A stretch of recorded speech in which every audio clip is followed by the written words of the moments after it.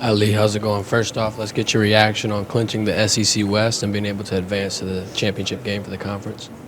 It's a good accomplishment, but as a team, we're proud of the success that we've had so far. But season's not over yet. As everybody knows, we still have a couple more games to go. And as a team, last week was last week. As always, we know that we've accomplished something, but we just keep going next week. This week is UAB. We got UAB another challenge, so we got to focus on that and accomplish that, and then move on to the next week until we get to where we're going. But so far, we know we clinched the SEC West, but it's on to the next week and on to the next team that we play. And you mentioned that focus. How were you able to develop that over this season? It's a very important aspect of the game. I think it's just a handful of guys just being able to hold each other accountable as the season goes, knowing that up or down doesn't matter. Just stay consistent in what we're doing, and which is win football games. So we take it week by week, 1-0 every week, and just keep that consistency going every day. And you guys stole the show once again this season against Arkansas on Saturday. Comment on Harold Perkins' success and just how it felt to go out there and hold them to 10 points. He was playing his ass off, excuse my language, but that's Perk. Perk, he's a special kid, special talent, man. He's out there doing things that you can never imagine, and just his versatility as a player. He's doing amazing things on the field each week in and week out. So he's just gonna continue to be dominant and keep doing his thing. So the sky's the limit for him, man. Him being a freshman and you being a senior, do y'all still kind of rib him and try to put him in his place a little bit, or is he's too good for that? Perk, Perk is he's that like I said, he's that kid that thinks he's a vet. He's a rookie, but he plays like a vet and just acts like a vet. But he's a great kid on and off the field, funny kid, man, as you guys have already seen. But he's living up to his expectations, and he's working to it, and he works his ass off and does his thing, in the classroom, as y'all seen, on the field and off the field. So, he's a great young man, and I'm just proud to be around him and be his teammate. Obviously, like you said, he's been doing well in the classroom and everything. You feel like he's got the maturity to make up. Some young people, they get all this praise and press, and they can't handle it very well. But you think he can handle it?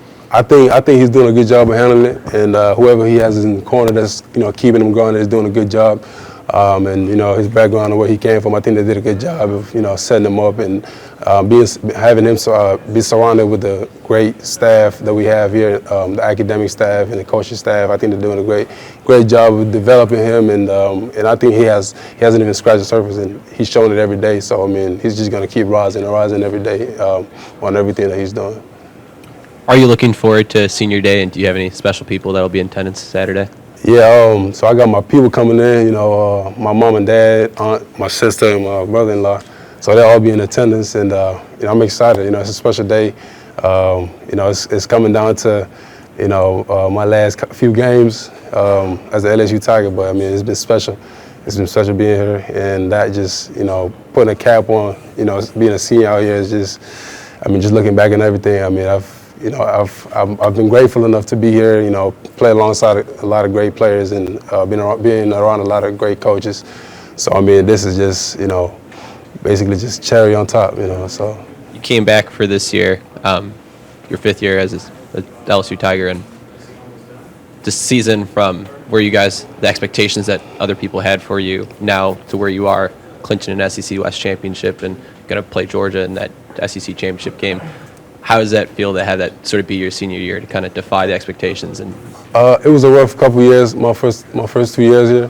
So I think this coming in, this is what I expected, to be around the kind of players and teammates and coaching staff, and just to be able to do what we're doing this season. This is what I expected coming in, but it takes a while to have your own team that does coming in here just thinking okay, they won the national championship in 2019, so how are we going to do that in the next year? It didn't happen the next 2 years, but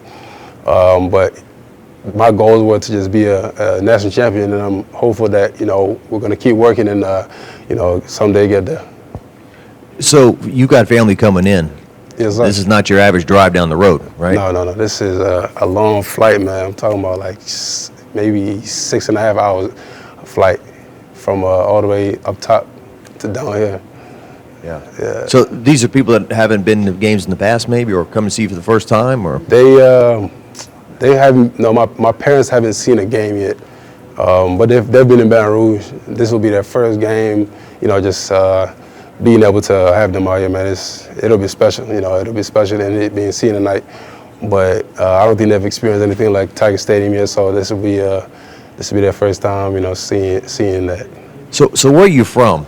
Soccer's the big thing, or what would you say? I mean, are they kind of catching on this football they've thing? been catching on. The last 3 years, they've been able to watch me on TV, so they've been catching on to the sport. And my dad, he's pretty active in watching. My mom as well, so they'll be able to understand what's going on. As long as they see me out there, they'll know, okay, he's out there, he's doing his thing. I mean, it's just special to be able to have him down here this Saturday night. What would you say? I mean, close to a year ago, you're playing in the Texas Bowl. Things are not good here. I mean, how can you look back on that in the process and where you are right now? It's a major turnaround, man. But like I said, shout out to, you've seen what Coach Kelly's staff has done. I mean, it took all of us buying into his culture and everything that he's trying to instill in us. And I mean, you guys have seen you guys seen it on TV. I mean, if you've heard about his process and everything, and everybody buying in, that was a major key, and everybody just being accountable and just having a culture that's going to change this program into a winning culture. So, and that's what he's done so far, and we've been pretty successful with it. Right over here. So, you guys have 2 regular season games left, and a lot of people had their own expectations for this team coming into the year with your first year with Brian Kelly. What do you have to say about how he's kind of grown as a coach over this season, and what's the biggest lesson he's taught you?